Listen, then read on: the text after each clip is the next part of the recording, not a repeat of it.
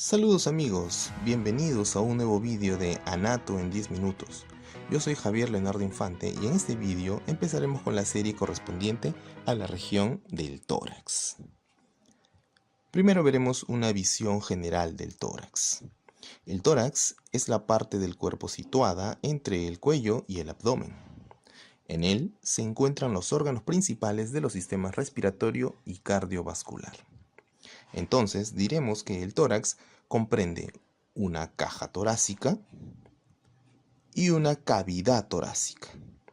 La caja torácica, también llamada jaula torácica, está comprendida por el esqueleto del tórax, que está conformado por una serie de huesos que protegen las vísceras torácicas y algunos órganos abdominales, y por los músculos del tórax, que serán los encargados de los movimientos del tórax. Por su parte, la cavidad torácica comprende las cavidades pulmonares, derecha e izquierda, que se encuentran laterales al eje medio y contienen a los pulmones y a los sacos pleurales. Y finalmente, el mediastino, de posición central entre las dos cavidades pulmonares y que contiene al resto de las estructuras torácicas, entre las que destacan principalmente el corazón y los grandes vasos. En este esquema podemos ver exteriormente a la caja torácica, como límite inferior al músculo diafragma, y vemos a las cavidades pulmonares, tanto derecha como izquierda, y al centro el mediastino, que lo podemos dividir en mediastino superior y mediastino inferior. Muy bien, vamos a ver entonces a la caja torácica. Y en ella vamos a ver primero al esqueleto del tórax. Entonces, diremos que el esqueleto del tórax está compuesto por 37 huesos. Tenemos en una línea media anterior un único hueso, el esternón. Lateralmente tendremos 24 costillas o 12 pares, que formarán junto a los cartílagos costales los llamados arcos costales. Y en la línea media posterior tenemos a las 12 vértebras torácicas. ¿Cuáles son los límites de la caja torácica? En la parte superior tenemos a la apertura torácica superior, también llamada orificio torácico superior, y a la apertura torácica inferior, también llamada orificio torácico inferior, que separa el tórax del abdomen. Como vimos en el esquema de la diapositiva anterior, el diafragma cierra la apertura torácica inferior y separa la cavidad torácica de la abdominal, prácticamente por completo. Las estructuras que pasan desde o hacia el tórax lo hacen a través de aperturas o hiatos que atraviesan el diafragma. Bien, vamos directamente al estudio de los huesos que conforman la caja torácica. Entonces aquí tenemos al esternón. Esto es una vista anterior. El esternón es un hueso impar, mediano y simétrico. Es un hueso plano situado en la parte anterior del tórax.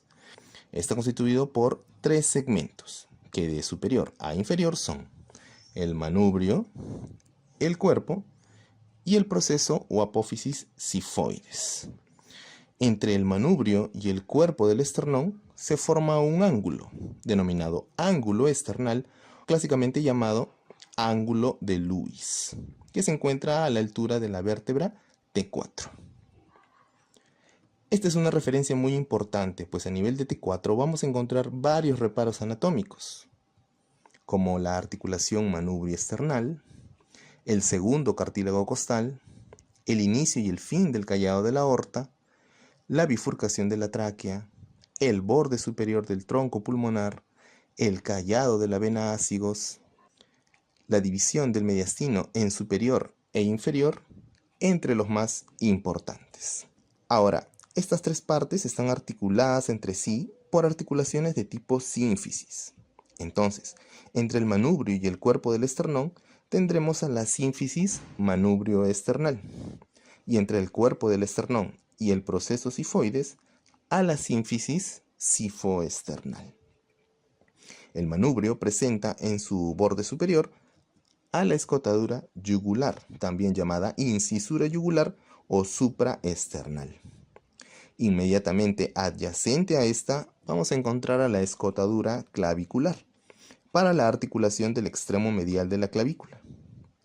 Siguiendo el borde externo del manubrio vamos a encontrar a la primera escotadura costal para la articulación del primer cartílago costal. Entre el límite del manubrio y el cuerpo del esternón vamos a ver una hemicarilla en cada uno de ellos. Y esta forma la segunda escotadura costal para la articulación del segundo cartílago costal.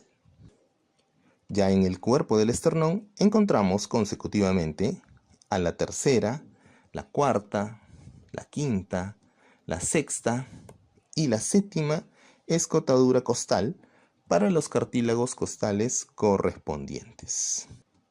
Aquí tenemos al esternón en una vista lateral y vamos a poder visualizar con claridad el ángulo esternal o de Lewis.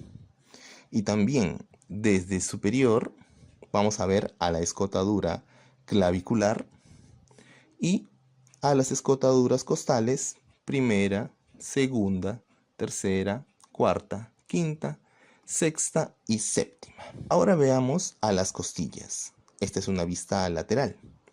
Las costillas son huesos planos y curvos.